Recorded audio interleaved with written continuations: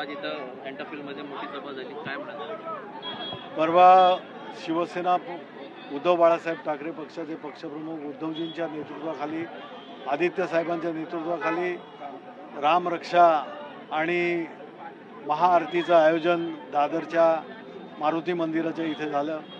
अलोट गर्दी तिथे होती. राजकारणाचा कुठलाही भाग नव्हता. तुम्ही पाहिलं असेल तर मुंबईच्या कानाकोपऱ्यातून हिंदू, कानाकोपऱ्यातून रामभक्त, ज्यांनी श्रीरामाचं भव्य मंदिर अयोध्येमध्ये उभं राहावं याच्यासाठी सर्वसामान्य का होईना माणूस आपल्या पोटाला चिमटा काढून ज्यांनी एक योगदान दिलं होतं की एक आपली संस्कृती, आपल्या संस्कृतीचा भाग, आपल्यावर झालेले संस्कार, याचं एक उत्तम कुठंतरी पुरुषोत्तमाचं, याला श्रीरामांना पुरुषोत्तम, मर्यादा पुरुषोत्तम ही उपाधी ही त्यांच्या आचरणातून, त्यांनी केलेल्या कार्यातून एका मोठ्या समाजाला, हिंदू समाजाला भरभक्कम बनवण्यासाठी त्यांनी केलेलं कार्य आणि मग त्यांची महती, त्यांच्याबद्दलची आस्था, श्रद्धा हे चांगल्या रीतीनं जोपासलं जावं, समर्थन त्याचं व्हावं यासाठी मंदिर उभारणी झाली. परंतु अलीकडेच ज्या गोष्टी उघडकीस आल्या त्या राम मंदिराच्या दानपेटीतून होणारी चोरी वगैरे, यासाठी हे का झालं, हे कशाने झालं, हे करण्यासाठी किती कष्ट घेतले, किती लोकांचे प्राण दिले गेले, किती लोकांनी खरोखर आपल्या प्राणाची आहुती दिली आणि ही श्रद्धा, ही आस्था अशा प्रकारे या मंदिरासारख्या, श्रीराम मंदिरासारख्या एका श्रद्धेच्या ठिकाणाबद्दल, जी ठिकाणाकडे जिथे ज्यांच्यावर ही जबाबदारी होती त्यांनी अशा प्रकारचं कृत्य केलं, तर याबद्दल चौकशी होणं, त्यांना शासन होणं वगैरे भाग आलाच.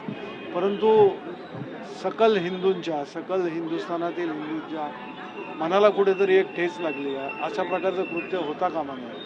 आणि म्हणून जिथे तिथे आपण बघाल, मुंबईमध्ये, महाराष्ट्रामध्ये आज सगळीकडे महाआरत्या होत आहेत, लोक एकवटून येत आहेत, श्रद्धेचं स्थान आहे, आस्था आहे आणि अशा प्रवृत्तींना सगळ्या हिंदूंनी, सगळ्या लोकांनी एकत्र येऊन दूर ठेवणं आणि म्हणून की हे श्रद्धास्थान एका कुठच्या व्यक्तीचं नाही आहे, पक्ष वगैरे तर ह्याच्यामध्ये येतच नाही, पण सगळ्या समाजानं याकडे जागरूकीनं बघणं आणि समाजानं आपली संस्कृती जोपासणं यासाठीच्या आज सगळेजण येत आहेत आणि त्यांचं मी स्वागत करतो. तर डोंबिवलीमध्ये शिंदे सेनेच्या एका नगरसेवकाला अटक झालेली आहे, एका डॉक्टरला मारहाण केल्याप्रकरणी. ह्या संपूर्ण प्रकरणात कसं पाहता, कायदा सुव्यवस्थेबाबत काय म्हणता? आज आदित्य ठाकरे साहेबांनी विधानसभेमध्ये प्रश्न उपस्थित केला, त्याबद्दल त्यांनी जे विवेचन केलं ते अगदी बोलकं आहे की एखाद्या कुठच्याही डॉक्टर असेल, परिचारिका असेल, लोकांना आरोग्य सुविधा देणारी कुठचीही संस्था आणि त्या संस्थेमध्ये कार्यरत असलेले कोणी कर्मचारी, डॉक्टर्सपासून ते सगळे, ते एक सेवाभावी वृत्तीनं काम करत असतात आणि त्यांच्या कामाच्या बद्दल कुठच्याही प्रकारची मनामध्ये संदिग्धता न ठेवणं, हा कुठे काही चुकत असेल तर गोष्ट वेगळी आहे, कुठे काय खरोखर कोण जाणून बुजून काय करत असेल तर वेगळं आहे. परंतु या प्रकरणामध्ये तशा प्रकारचं काही नसताना सरळ सरळ तुम्ही कोण आहात, काय आहात, जबाबदारी तुमची काय, नगरसेवक म्हटल्यानंतर तो काय त्याची जबाबदारी आहे, तुम्हाला लोकांनी का निवडून दिलं याचं भान न ठेवता जर तुम्ही असलेल्या तिथल्या कर्मचाऱ्यांवर, डॉक्टरांवर, परिचारिकांवर अशा रीतीने प्रहार करता, हे अगदी चुकीचं आहे. आणि मग इथे शासन काय करतं आहे, मग राज्य शासनाची जबाबदारी काय, त्या नगरसेवकाची ज्याने चूक केलेली आहे त्याच्याबद्दल तुम्ही काय करणार, हे समाज विचारतो आहे. आज तुम्ही पाहिलं, मी सुद्धा पाहिलं काही दृश्य की त्या परिचारिका रडत आहेत, ते डॉक्टर रडत आहेत. आज काय म्हणून ते उभे करून उद्या लोकांना सेवा देतील? जे समाजाला चांगलं आरोग्य मिळावं असं म्हणून झटत आहेत, त्यांनाच जर त्यांच्यासाठी सुरक्षा नसेल या समाजामध्ये, तर मग बाकी काय राहिलं? अशा प्रकारचा हा समाज अशा प्रकारे जात असेल तर त्याला कडक शासन करून दिशा दाखवणं काम हे सरकारचं आहे आणि ते सरकारनं. मुंबई महानगरपालिकेचं फेलर आहे, कारण पावसाळ्यामध्ये मृत्यू जी आहे ती आम्ही ठिकठिकाणी या संदर्भामध्ये महानगरपालिकेच्या आयुक्तांपासून ते महानगरपालिकांचे वॉर्ड ऑफिसर असतील, DMCs असतील, त्यांच्याबरोबर बैठका घेतो आहे. त्यांना जिथं जिथं या धोके आता दिसत आहेत ते आपण त्यांच्या नजरेस आणून देतो आहे. ते सुद्धा ज्याप्रमाणे काम करायला हवं त्याप्रमाणे करण्याचा प्रयत्न करत आहेत. आणि ज्या काही त्रुटी आहेत, ज्या काही फेल्युअर्स झालेली आहेत, याकडे मुंबईकर फार निराश होऊन बघतायत, दाखवत आहेत. ज्यांचे प्राण गेले, लहान मुलांचे प्राण गेले, काही जण जखमी झाले, काही तर मॅनहोलमध्ये परवा या हे असं जो काही तुमचं ढिसाळपणा आहे या कार्यामधला, हा ढिसाळपणा दिसून आलेला आहे.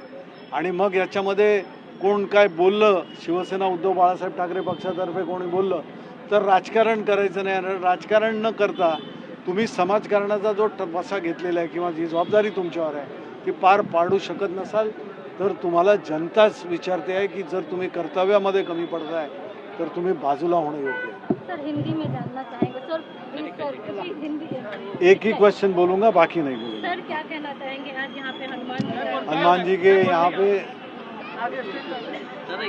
दादा 2 मिनिटं सर. एक सर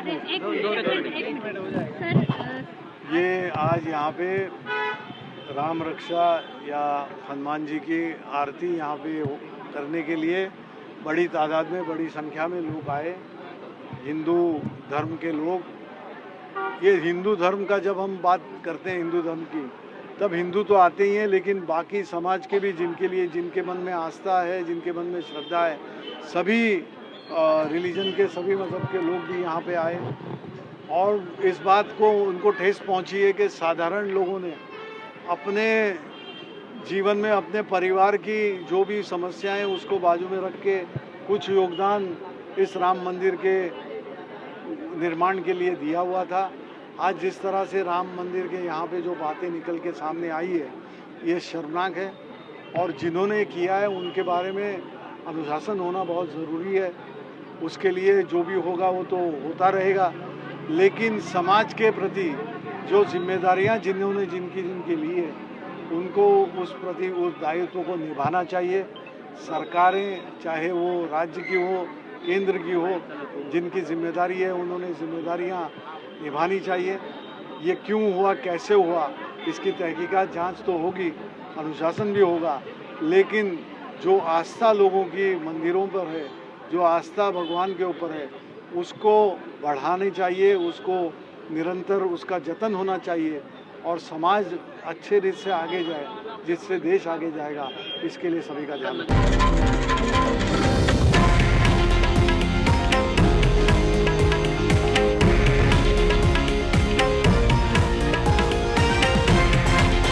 हे आहे देशातील नंबर 1 न्यूज नेटवर्क आणि आपण पाहत आहात TV9 मराठी, एकमेव.